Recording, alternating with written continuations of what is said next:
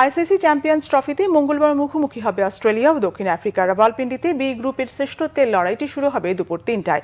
B গ্রুপে দক্ষিণ Africa ও Australia একটি করে ম্যাচ খেলে জয় পেয়েছে। দক্ষিণ আফ্রিকা নিজেদের প্রথম ম্যাচে আফগানিস্তানকে ১০৭ রানের বড় ব্যবধানে হারিয়েছে।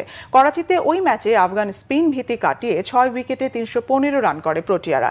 এরপর পেস বোলারদের দক্ষতায় আফগানদের ২০৮ রানে বেঁধে ফেলে জয় দিয়ে চ্যাম্পিয়ন্স ট্রফি মিশন শুরু করে দক্ষিণ আফ্রিকা। অন্যদিকে অস্ট্রেলিয়ার জয়ের গৌরব আরও বেশি।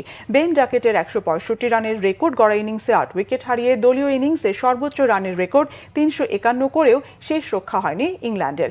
জস ইংলিশের অপরাজিত সেঞ্চুরিতে চ্যাম্পিয়ন্স ট্রফিতে সর্বোচ্চ রান তাড়া করে দলীয় ইনিংসে নতুন রেকর্ড গড়েই ৫ উইকেটে জিতেছে অস্ট্রেলিয়া।